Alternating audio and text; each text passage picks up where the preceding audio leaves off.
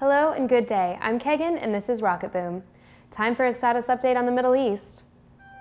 Pretty much across the board, world leaders are most worried about Iran, and Israeli Prime Minister Benjamin Netanyahu in particular is worried about Iran's nuclear sites being so close to home. Iran says they are just building energy plants, but everyone else assumes they are building bombs.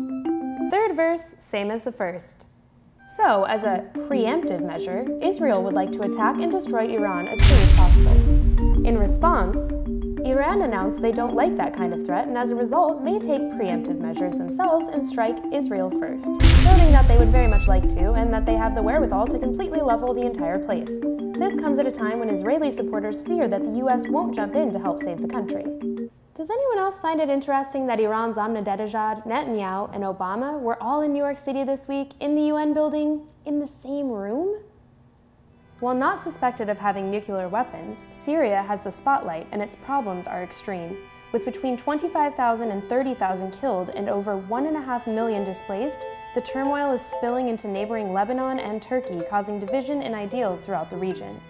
As Syria's leader, Bashar al-Assad, continues to slaughter his own people, many are frustrated that the Syrians have been left out without the help of the rest of the world. But there appears to be a bigger problem preventing UN assistance with sanctions and NATO military force. Both China and Russia continue to say no, standing as the only two members to vote against intervention. China and Russia have traditionally been strong supporters of Assad's regime and have enjoyed an economic and political foothold in the region, much like the US has enjoyed having Israel. Not to mention significant arms sales between the countries.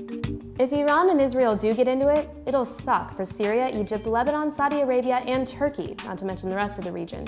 From WPR, the aftermath of the Iraq War and the outbreak of the Arab Spring were just the first tremors of this regional reconfiguration. Whether it's President Barack Obama who returns to the White House or Republican nominee Mitt Romney who takes residence there come January 2013, the next US president will be forced to navigate undiscovered country in charting policy toward the Middle East.